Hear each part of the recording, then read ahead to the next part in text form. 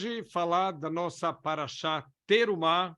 Literalmente, Terumá pode significar uma doação ou uma porção de alguma coisa que está sendo doado, que está sendo dedicado.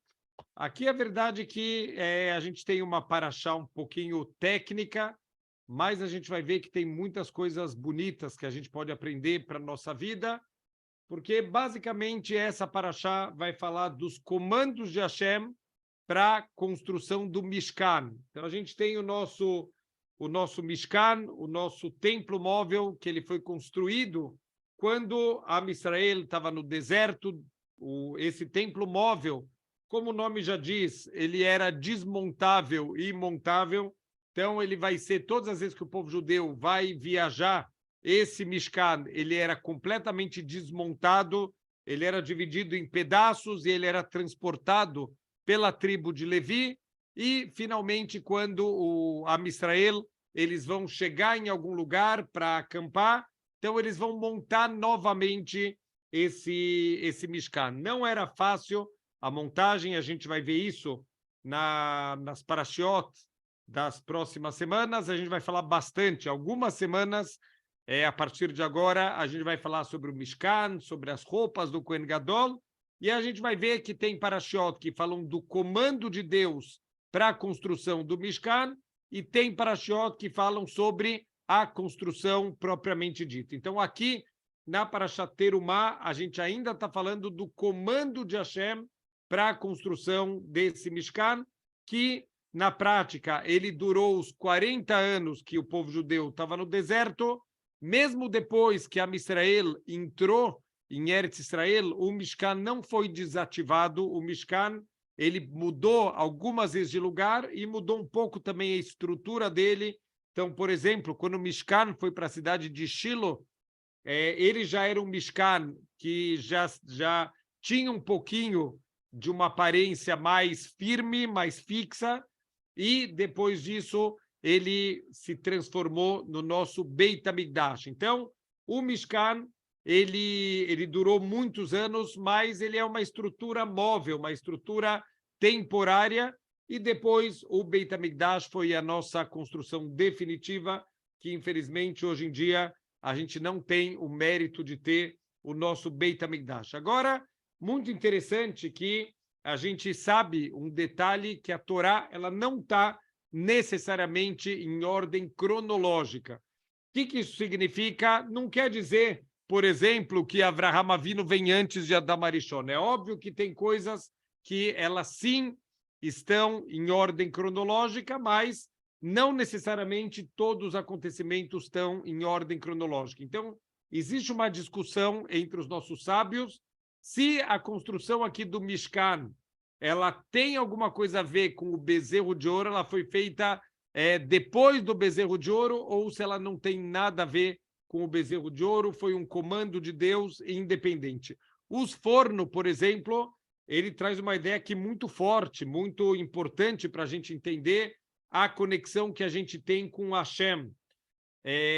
Quando o povo judeu saiu do Egito, a gente teve toda a preparação, aqueles 49 dias da contagem do Homer, a gente se preparou. Quando o povo judeu chegou no Har Sinai, a gente chegou num nível de profecia, a gente chegou num nível espiritual tão alto que o povo judeu falou no Har Sinai, Naseh Venishma, a gente vai cumprir, e depois a gente vai querer entender o que a Torá está falando, e Deus ele quis saber quem ensinou para os meus filhos o segredo dos anjos. Então, Naseh Venishma era um grande segredo, é um grande nível espiritual de Am Israel que eles chegaram num nível que eles estavam acima da morte, eles voltaram para o nível, naquele momento, de Adam Arishon, antes do pecado dele, antes de comer o fruto proibido. Então, eles estão num nível de profecia, num nível de conexão com Hashem incrível.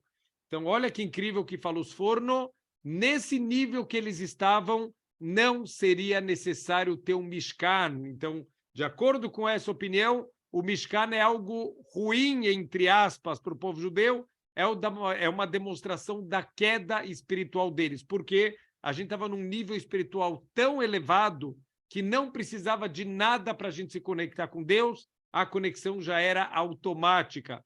Agora que, infelizmente, a gente tropeçou no bezerro de ouro, então, aí sim, Deus ele deu o comando de construir o Mishkan, porque agora, através do Mishkan, a gente pode chegar na nossa máxima conexão com Deus, e isso futuramente foi também o nosso Beit HaMikdash. Era o lugar da pessoa se reconectar com Deus, de reconstruir toda a espiritualidade dele, mas, de acordo com os fornos, isso seria desnecessário se a gente não tivesse feito o bezerro de ouro. E a própria Parashá tem um versículo aqui que chama atenção, que talvez mostra um pouquinho o quanto essa conexão do Mishkan ela poderia ter sido evitada, ela seria desnecessária se a gente tivesse uma conexão como a gente chegou no Monte Sinai.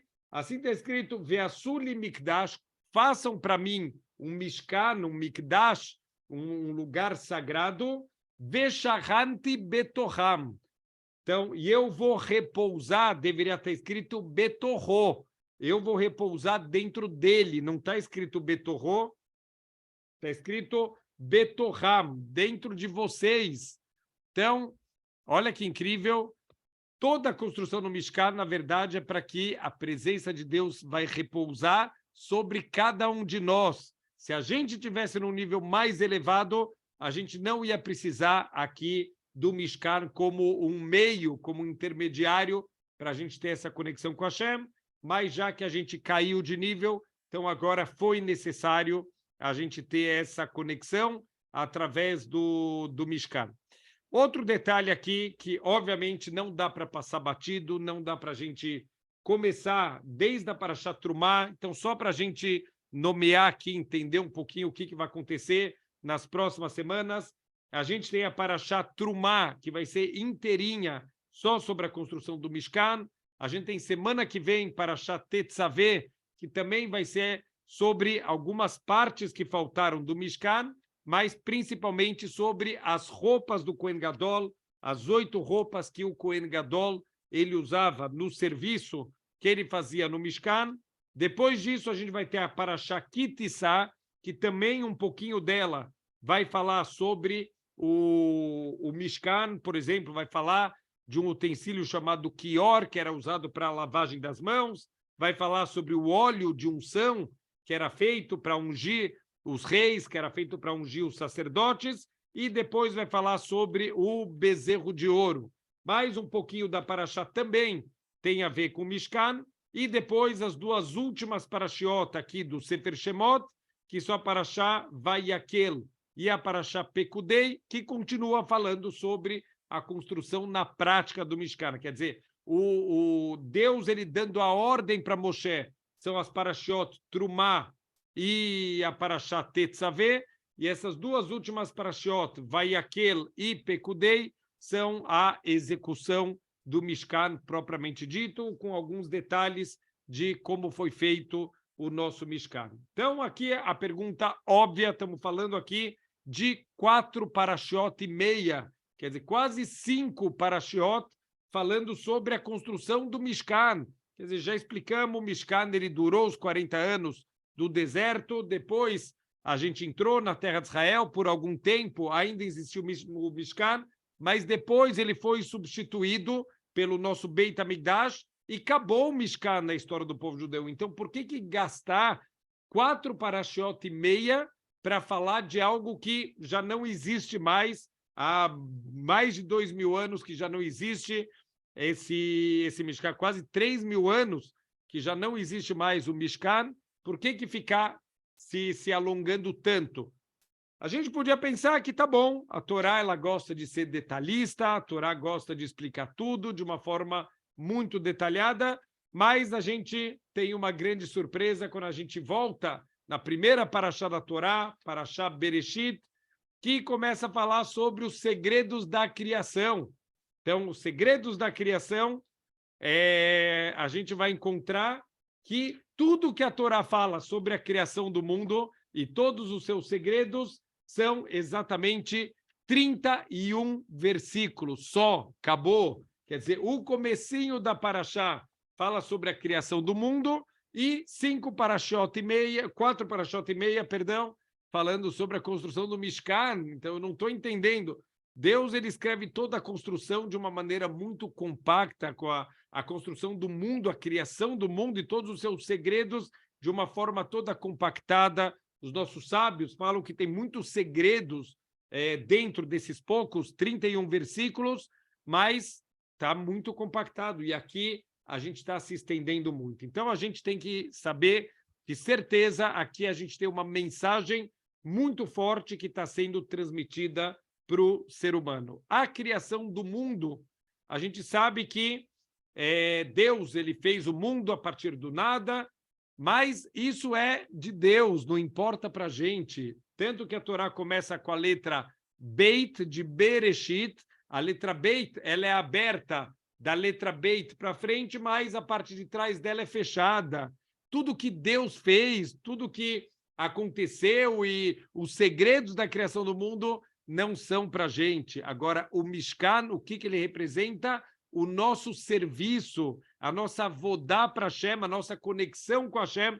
Olha que incrível, eu posso usar o mundo material e transformar numa casa de Hashem, num lugar onde vai repousar a presença de Deus, com materiais do dia a dia, com materiais do mundo físico. Eu posso trazer espiritualidade para o mundo, eu posso trazer a presença de Deus. Então, a gente precisa aprender, estudar a Torá. Para que a gente estuda a Torá? Um dos principais motivos é como viver no mundo material e trazer espiritualidade para o mundo material, santificar. A verdade é que a gente não é que traz a espiritualidade para o mundo, a gente eleva o material.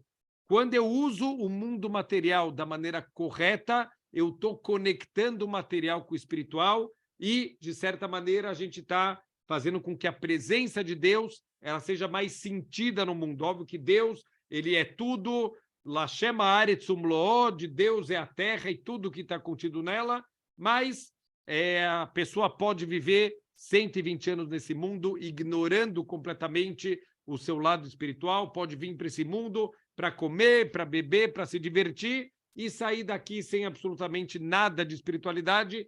Esse não é o nosso objetivo. O nosso objetivo é aprender como eu posso usar os elementos do mundo material, os elementos do mundo físico, para elevar isso e conseguir conectar com Hashem. Então, eu lembro há muitos anos, eu vi um vídeo, me mandaram um vídeo interessante de um cantor muito famoso. Ele estava no meio de um show e ele deu uma seguinte mensagem para o público que é impressionante para a gente refletir um pouquinho sobre o nosso papel verdadeiro. Então, ele estava falando nesse show que o ser humano ele é incrível. Olha só, ele fala que quando ele era criança, ele lembra de ver na televisão, quando o presidente dos Estados Unidos anunciou que até o final da década eles iam mandar o homem para a Lua. E esse cantor falou, olha, eu achei que aquele presidente era um louco. Como assim? Mandar um ser humano para a Lua era uma coisa completamente fora do nosso entendimento. E no ano de 1969, finalmente, o homem chegou na Lua. Então, quando ele viu aquela cena, ele falou, uau, olha aquele cara, ele estava certo. Ele conseguiu mandar o homem para a Lua. Olha como o ser humano ele é incrível. E olha o que ele falou. Ele falou, agora, qual é a missão da nossa geração? Trazer de novo o homem da Lua para a Terra. O que quer dizer isso?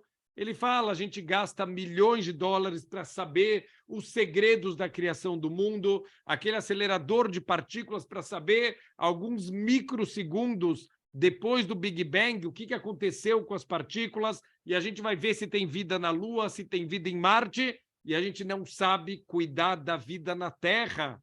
A gente não sabe cuidar das pessoas, a gente não sabe manter os nossos relacionamentos, a gente não se preocupa que tem pessoas morrendo de fome, morrendo por falta de vacinas que custam 50 centavos de dólar, e tem pessoas, por exemplo, na África, morrendo sem ter o mínimo de comida, o mínimo de vacinação, e a gente está preocupado se tem vida em Marte. Então, vamos focar no nosso objetivo. Tem muita vida na Terra para a gente ficar procurando vida na Lua e vida em Marte. Então, é isso que o Mishkan está ensinando.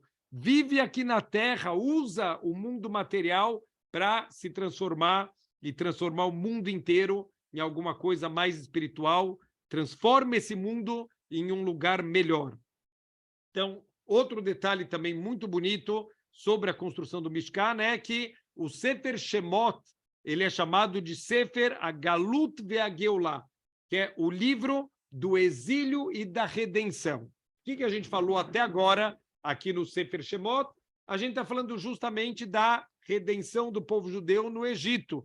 Quer dizer, éramos escravos lá no Egito, então desde a Parashá Shemot, a gente viu toda a saída do Egito, todos os milagres que Deus estava fazendo, primeiro a escravização do povo judeu e depois as 10 pragas, então a gente vai passando, Parashá Vaerá, Parashá Bo, com todas as 10 pragas que aconteceram, Parashá Beshalach, finalmente a gente saiu do Egito, ainda teve a abertura do mar, a Parashá Itró falou sobre a entrega da Torá no Har Sinai, e Parashá Mishpatim, as primeiras leis que a gente viu da Torá, principalmente as leis Ben Adam Lechaveró, da pessoa com o próximo. Então, até aqui, a gente poderia pensar que acabou a Galut, quer dizer, já saímos do Egito, já somos homens livres. Mas o que o Mishkan ensina para a gente? Ele também é parte desse Sefer Galut ve'Geulah, do exílio e da redenção. Então, a salvação do povo judeu do Egito,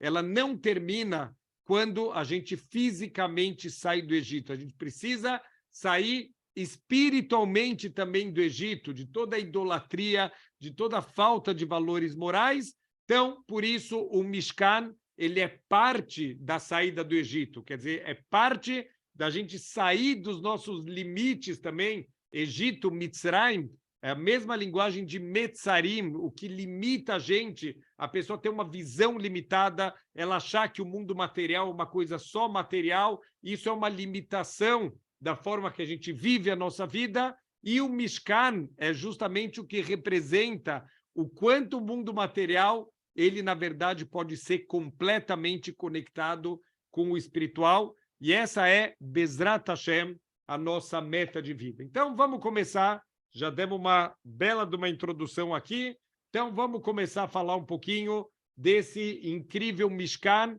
que Deus está começando a ordenar, ensinar para Moshe Rabbeinu como que vai funcionar esse Mishkan.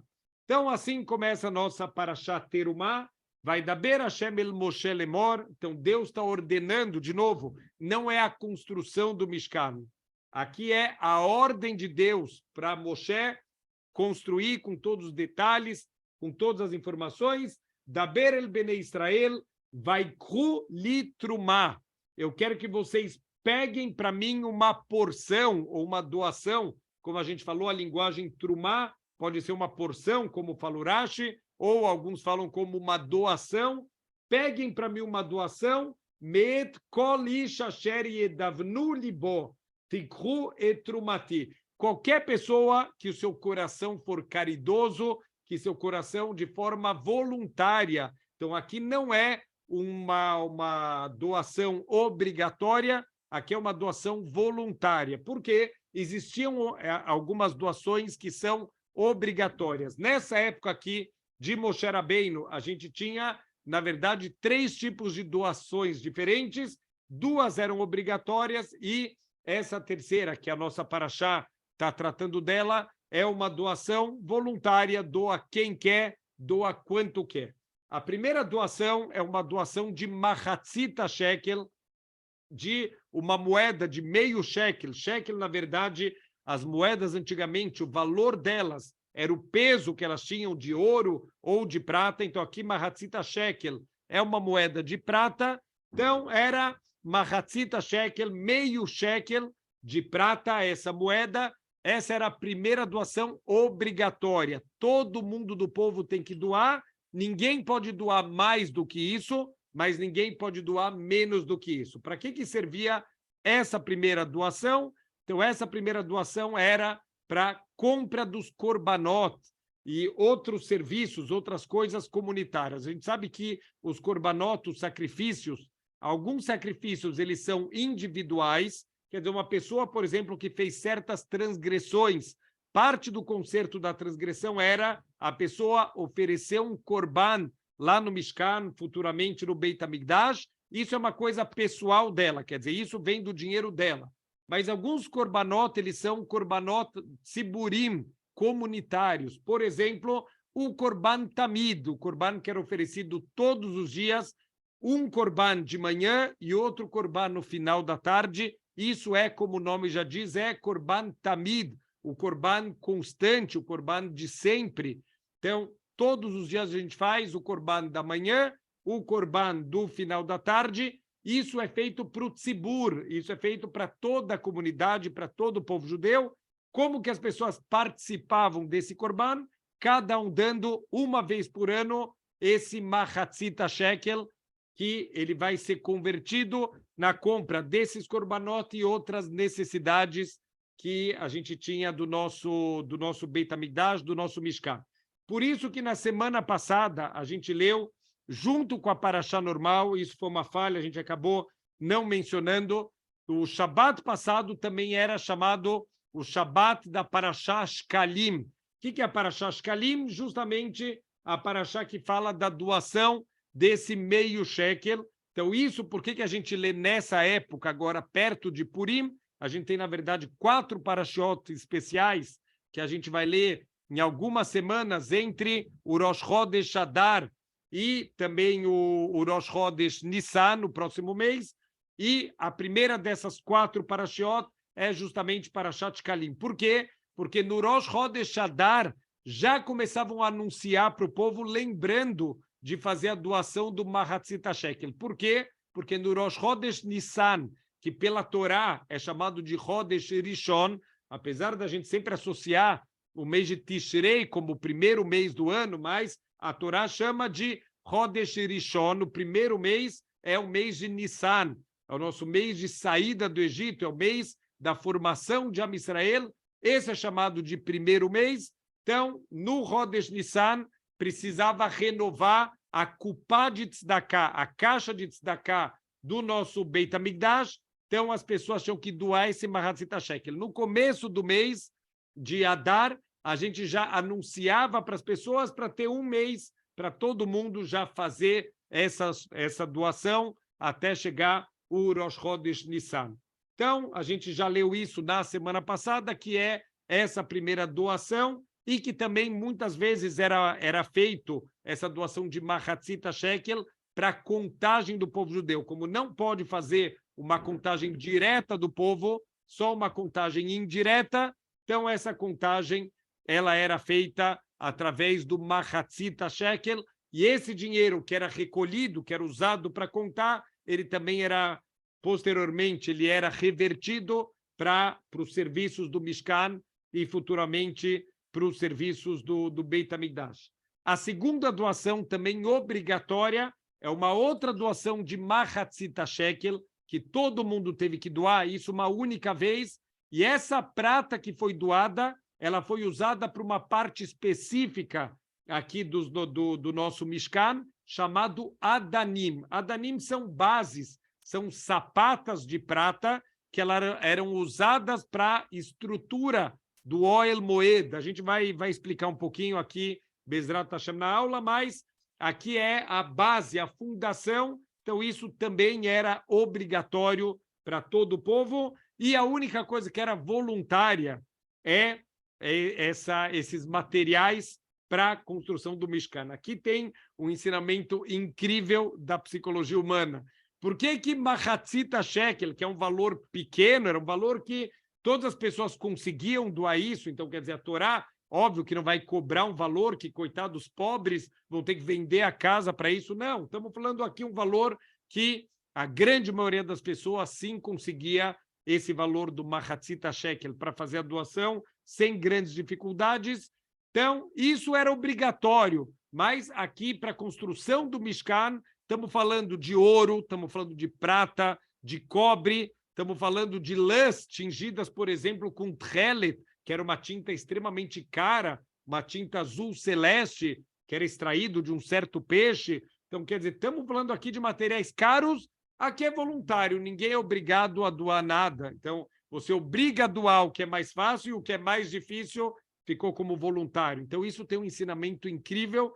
A gente vê no nosso dia a dia. Quando alguém quer construir uma sinagoga, Então, muita gente quer doar, muita gente quer participar, então chove doações, as pessoas querem ter o mérito de construir, mas para manter a sinagoga, aí é difícil. Para conseguir pagar as contas da sinagoga, aí é suado, aí tem que correr atrás, tem que ir atrás de muitos doadores. Olha a psicologia do ser humano. Deus, ele sabe que para começar a obra, para fazer as fundações, aqui ninguém está acreditando muito. Então, aqui tem que obrigar a, pelo menos, dar o dinheiro para as fundações.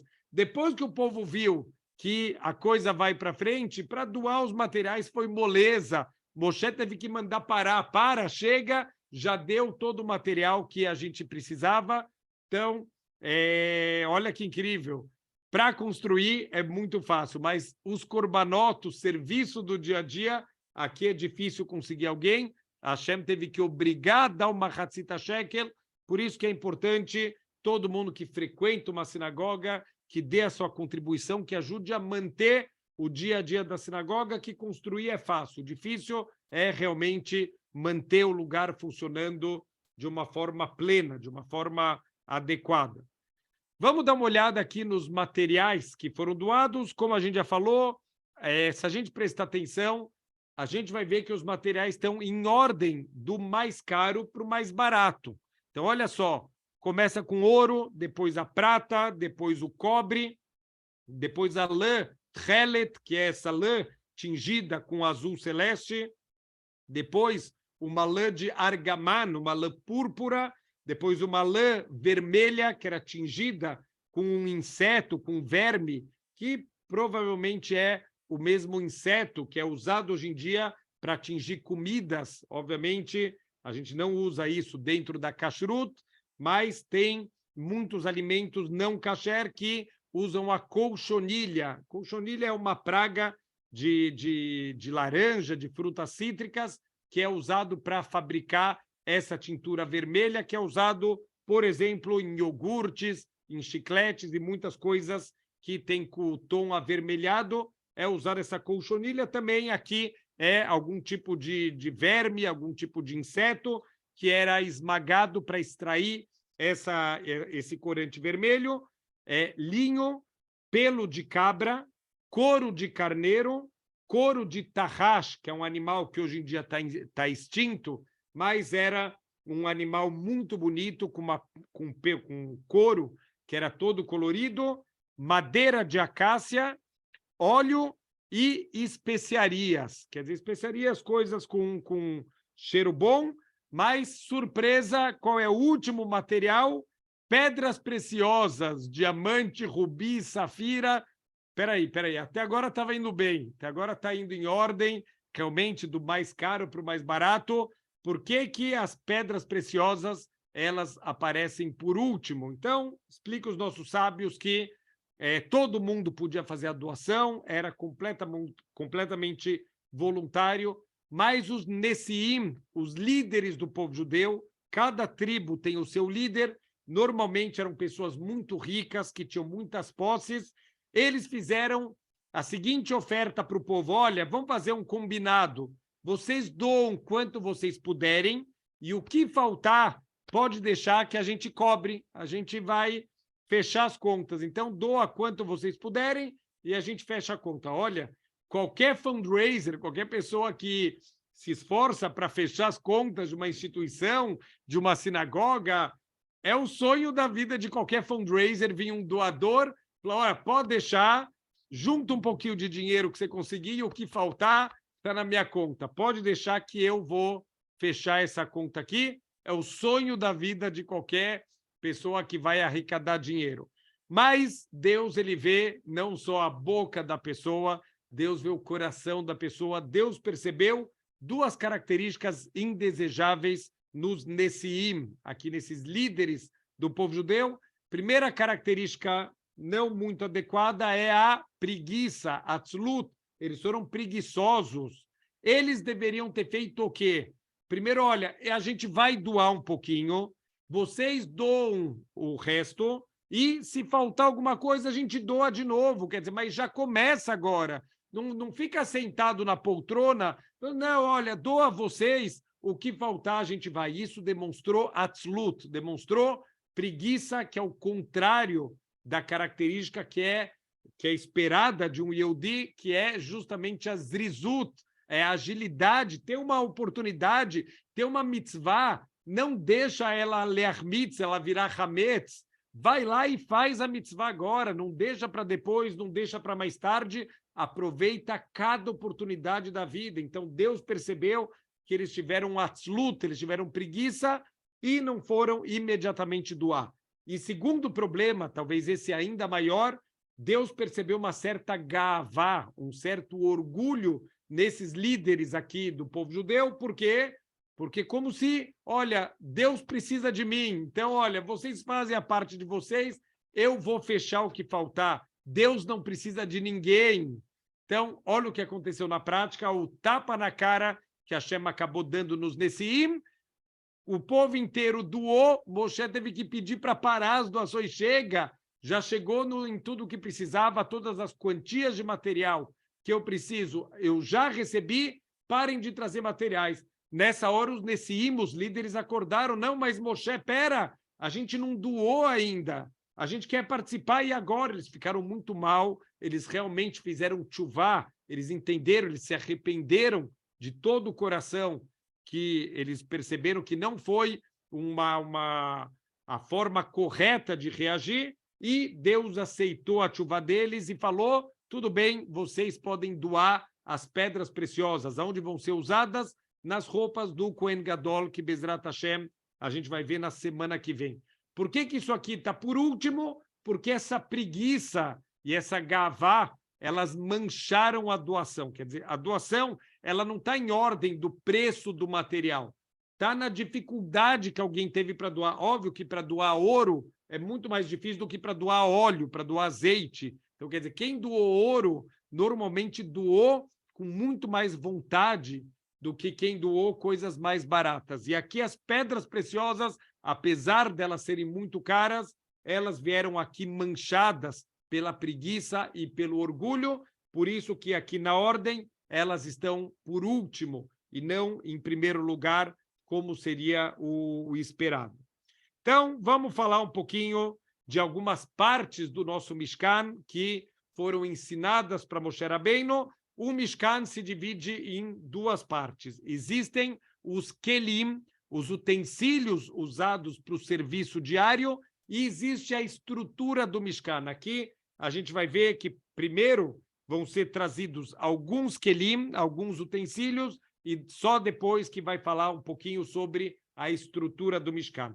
Primeiro kli, óbvio. O que a gente esperaria aqui? É o primeiro kli, o Aron HaKodesh, o lugar, aquele armário onde vai ficar guardado o Sefer Torah, escrito por Moshe, as Luchot Abrit, as duas tábuas, onde estão escritos os 10 mandamentos, vão ficar guardados aqui, nesse que, sem dúvida nenhuma, é o utensílio mais sagrado e mais especial dentro do Mishkan, que ficava num lugar especial chamado Kodesh HaKodashim, que é o lugar mais sagrado que existe no mundo, que um único homem, que é o Kohen Gadol, um único dia do ano, que é o dia do Yom Kippur, o dia mais sagrado, ele podia entrar aqui nesse lugar chamado Kodesh HaKodashim, aonde tem o Aron HaKodesh. Aron, literalmente, é um armário.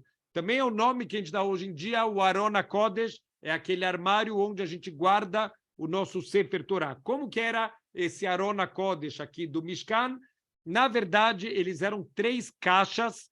Vamos dar só as medidas para a gente ter um pouquinho de ideia, trazer um pouquinho para a nossa realidade. São 2 amot e meia de comprimento, 1 amá e meia de largura e 1 amá e meia de altura. Amá dá mais ou menos 50 centímetros. Então, 2 amot e meia de comprimento, 1 amá e meia de largura e 1 amá e meia de altura. Amá, meio metro, perdão, 50 centímetros cada amá. Então, aqui são 3 caixas, na verdade, o Aron HaKodesh. Ele tem uma caixa de madeira, que é o Aron, e ele é revestido de ouro, mas o revestimento não é banhado a ouro, ele é revestido porque é colocado uma caixa de ouro um pouquinho menor por dentro e uma caixa de ouro um pouquinho maior por fora. Então, para quem olhasse, tem ouro por dentro e ouro por fora, e no meio tem madeira. Então, é interessante, óbvia, pergunta óbvia, duas perguntas óbvias aqui. Por que precisa de ouro por dentro? Dá para entender por fora, mas para que ouro por dentro? E fora isso, se tem ouro por dentro e ouro por fora, por que a madeira? Então, obviamente que isso é uma pergunta que muitos comentaristas perguntam, tem muitas respostas para isso, mas para a gente não se alongar demais, só uma resposta para cada pergunta, só para a gente ver quanto ensinamento bonito para a nossa vida tem em cada detalhe do Mishkan. Mesmo que o Mishkan já não existe há mais de 3.000 anos, quase 3.000 anos, mas a gente tem muitos ensinamentos para a nossa vida, de tudo que está escrito aqui, por isso que a Torá ela se alonga tanto aqui na construção do Mishkan.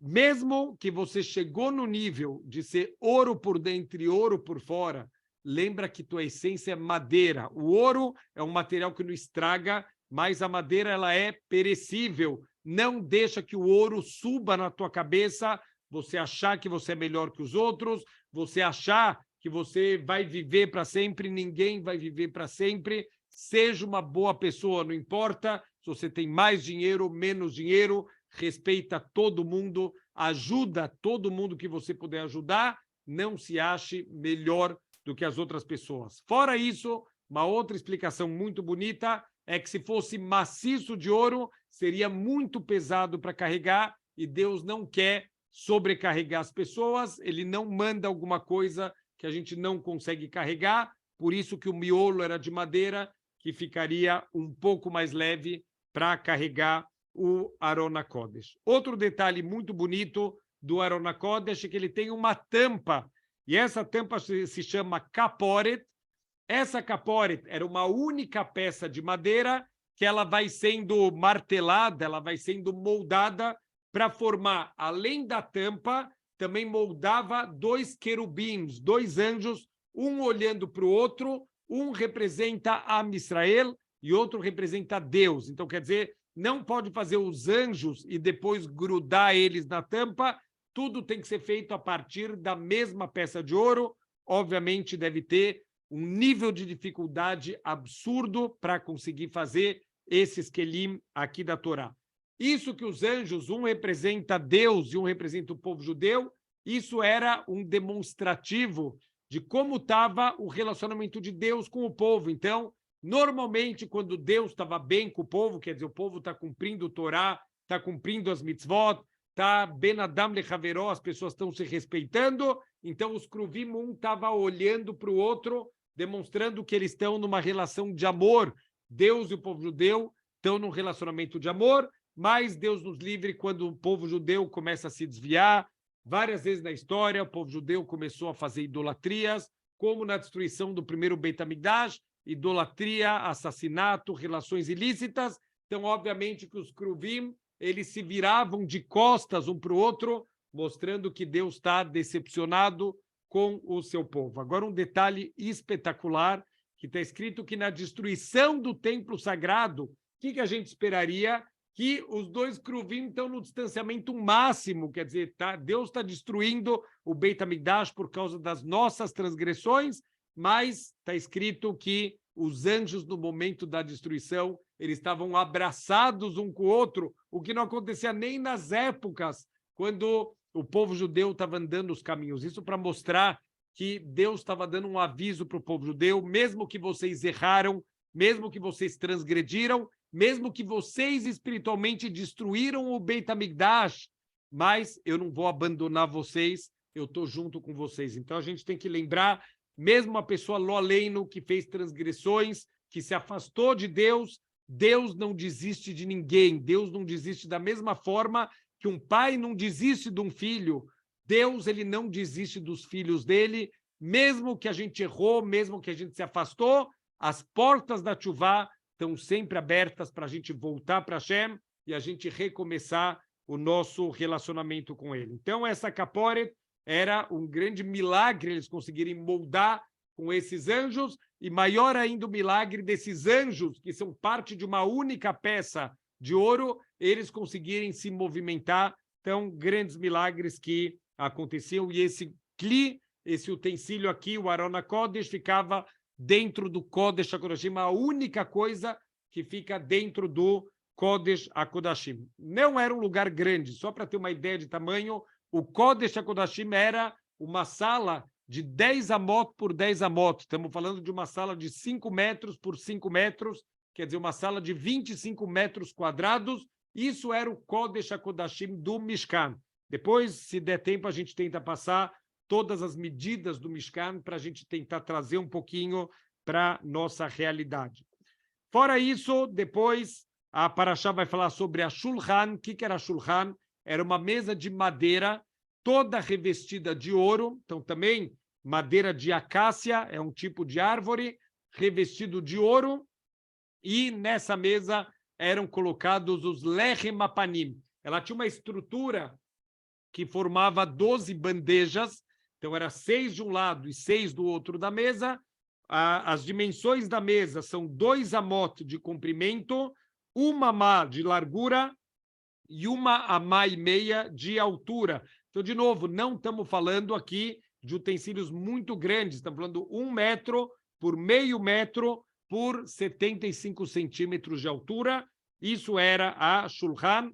E nessa estrutura aqui que a gente falou, que eram colocadas essas bandejas, eram colocados os Lechem Apanim, eram os pães que eles ficavam durante a semana inteira em exposição nessa Shulchan, e depois ele era dado para os Kohanim. Só os Kohanim podiam comer esse pão, porque esse pão ele tem uma santidade especial.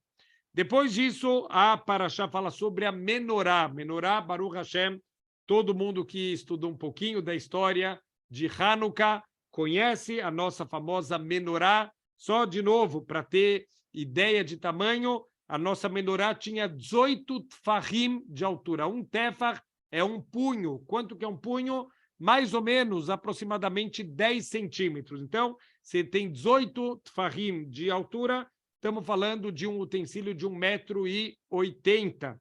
Então, não é nada muito grande, mas era extremamente bonito, ele era todo enfeitado. Então, a nossa Parashá fala que tinha Gviá, que é um cálice de ouro, ele tem Pera, que é uma flor de ouro, e ele tem um Kaftor, que é um botão de ouro. No total, são 22 cálices de ouro, 9 prahim, 9 flores, e 11 botões distribuídos em toda a estrutura. A verdade é que tem uma machloket.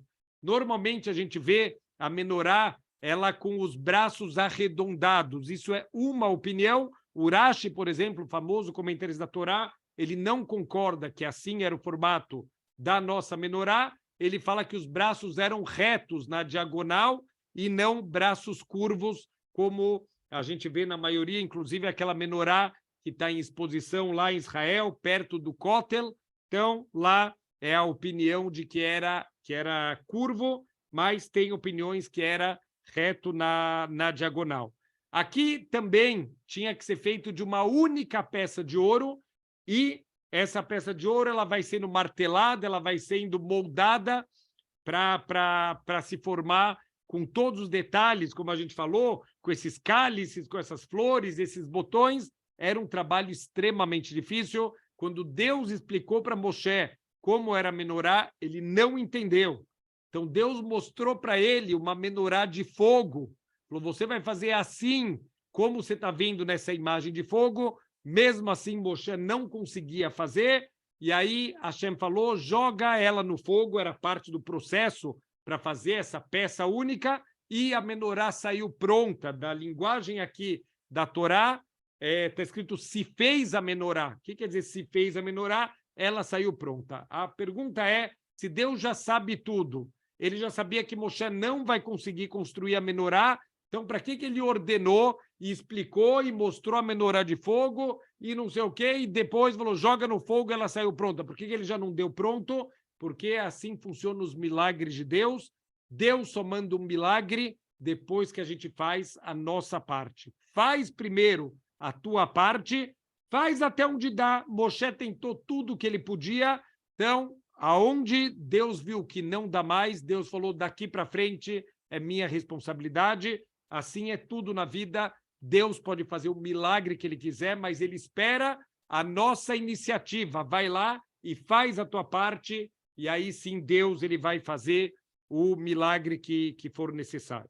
Então esse é o terceiro utensílio aqui, a menorá, e agora sim a Paraxá vai começar a falar da estrutura do nosso Mishkan. O Mishkan ele era feito de duas partes. Ele tem um pátio, depois a gente vai falar um pouquinho do pátio, e ele tem o Ohel Moed, que é uma tenda onde acontece realmente a grande maioria dos serviços dentro desse Ohel Moed, dessa tenda, e vamos ver aqui do que era feita essa tenda. Então, primeiro, ele fala sobre as 3 coberturas dessa tenda.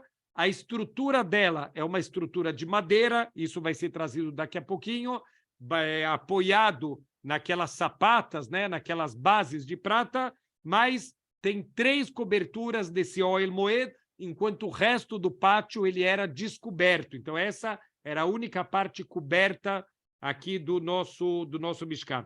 A primeira cobertura é uma cobertura toda feita de linho, lã azul celeste, a lã púrpura e a lã vermelha. Era uma combinação desses fios aqui, e essa primeira cobertura se chamava Mishkan, quer dizer, se chamava tabernáculo, é o nome que a Torá dá para a primeira cobertura.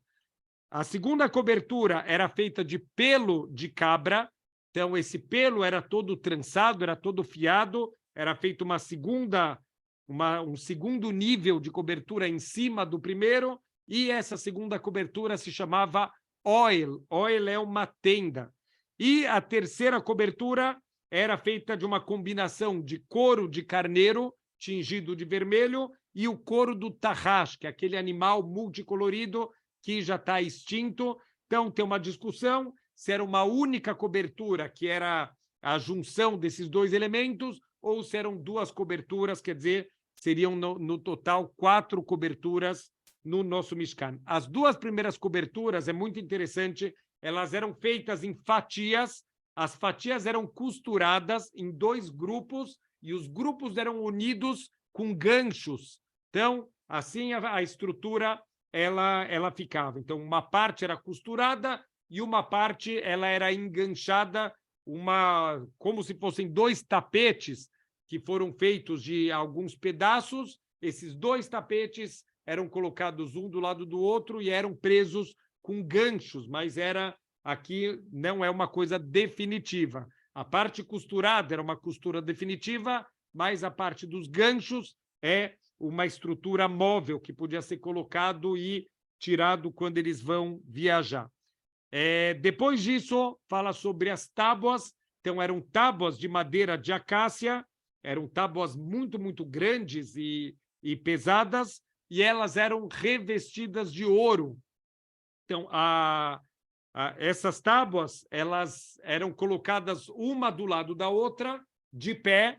Então, elas ficavam de pé, essas tábuas, e elas tinham alguns tipos de travamento, com algumas barras no comprimento e uma barra central. Tinha um furo no meio dessas estruturas de madeira e uma barra central, ela passava e ela dava toda a volta. Então, eram, na verdade, só 3 paredes que vão ser feitas, porque a 4ª parede, obviamente, vai ser a entrada do Ohel Moed, era só uma cortina que fechava essa 4ª entrada. Então, 3 paredes vão ser feitas com essa estrutura de madeira, que ela era toda travada, também tinham anéis em cima, e essa madeira ela era apoiada em sapatas de prata, que também eram muito pesadas, para conseguir dar um pouco de estabilidade aqui para o Mishkan. Depois disso, tem a Parochet. O que é a Parochet? A Parochet é também o mesmo nome que a gente chama aquela cortina do Aron HaKodesh, que tem hoje em dia nas sinagogas, também é chamado aquela cortina de Parochet, é o mesmo nome que a Torá dá para a cortina que dividia o Kodesh e o Kodesh HaKodashim. Então, essa estrutura do Ohel Moed, feito com as paredes de madeira revestido de ouro, ela tinha as seguintes medidas: ela tinha 30 amot de comprimento e 10 amot de largura, 15 metros por 5 metros, também não era muito grande. Então, uma parte era o Kodesh, e a gente falou que o Kodesh HaKodashim era 10 por 10, quer dizer, um é 20 por 10, o Kodesh, o que tinha no Kodesh? No Kodesh ficava a menorá, no Kodesh ficava a Shulchan, aquela mesa de ouro, e no Kodesh ficava o Mizbeach HaZahav, um altar de ouro para fazer especiarias, para fazer incenso. Isso não está na nossa paraxá, isso vai ser ensinado na paraxá da semana que vem. Então, para dividir entre o Kodesh e o Kodesh HaKodashim, tem essa paróret, e o único que pode entrar lá, como a gente já mencionou, era o Kohen Gadol. Medida total do Mishkan era 100 amot por 50 amot. Então, estamos falando de 50 metros por 25 metros, quer dizer, uma área de 1.250 metros quadrados. Não é grande, tem apartamento aqui em São Paulo que é maior do que isso. Então, não é um lugar tão grande. O Mishkan inteiro tinha mais ou menos 1.250 metros quadrados e o Ohel Moed tem aproximadamente 750 metros quadrados. Então, não são estruturas aqui muito grandes. Só para a gente continuar, então, essa paróret, ela era feita também de uma combinação de lã azul com lã púrpura, lã vermelha e linho torcido, e ela era tecido, a forma de tecer aqui essa cortina era algum segredo que eles tinham, alguma forma especial, que formavam desenhos diferentes dos dois lados. De um lado formava leões e do outro lado formava desenho de águias. Então, na mesma cortina, de um lado formava um desenho, do outro lado formava outro desenho. Como se faz isso? Não tenho a mínima ideia como você pode fazer, costurar alguma coisa e ter dois desenhos diferentes de cada lado. Talvez quem trabalha com isso de tecer coisas, talvez entenda um pouco melhor. Só para a gente terminar, temos aqui mais um utensílio, isso já fica do lado de fora, não fica no Ohel Moed, fica dentro do Mishkan, quer dizer, dentro do pátio do Mishkan, mas fora do Ohel Moed, fora dessa tenda coberta, que era o Mizbeach. O Mizbeach era o altar de sacrifícios. Então, o Mizbeach, que era feito aqui do Mishkan, ele é feito de madeira de acácia e ele era revestido com cobre. E ele tem como se fossem chifres nos 4 cantos e ele tem um keves. Keves é uma rampa. Então, a gente já viu há algumas parashiot atrás, na Parashá Itró, no finalzinho da Parashá Itró, Hashem ele proíbe que o Cohen, quando ele vai subir para fazer o serviço do Mizbeach, ele não pode subir em degraus, porque ele vai abrir muito passo, então ele tem que subir de uma maneira tsnuá, de uma maneira recatada, tem que subir através de uma rampa. Então, nesse Mizbeach, a gente vai ter o Keves, que é justamente essa rampa para que os Koanim pudessem subir levando os sacrifícios. O que fica em cima do Mizbeach? Lá vai ficar uma chama sempre acesa para queima dos korbanot. Parte dos korbanot, o serviço era queimar essas partes lá no Mizbeach. Então, aqui estamos falando do Mizbeach de fora. Como já mencionamos, na Parashá que vem, a gente vai falar do Mizbeach de dentro, Mizbeach de ouro, que ficava dentro do Ohel Moed, mas aquele era para levar as especiarias, para fazer incenso. E aqui a gente está falando do Mizbeach externo, ou Mizbeach de cobre, que era usado para oferendas, para trazer os animais que eram oferecidos.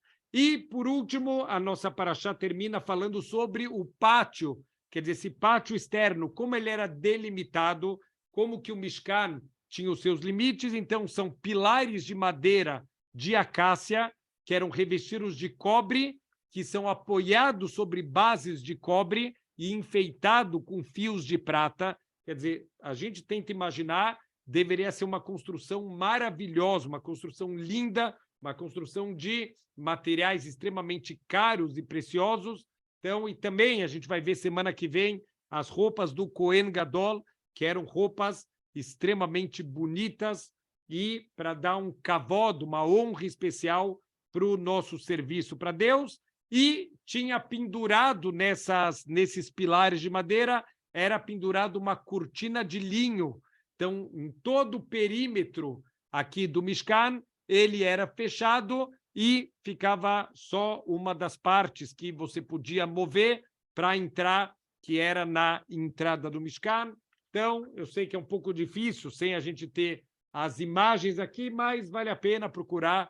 Tem muitos sites que têm todos os detalhes que visualmente dá para a gente ver esses utensílios, mas o mais importante não é visualizar os utensílios, é Bezrat Hashem entender que cada utensílio ele carrega mensagens para todas as gerações do povo judeu. Tem muitos detalhes aqui da construção para Bezrat Hashem a gente tentar levar isso para a nossa vida e tentar focar.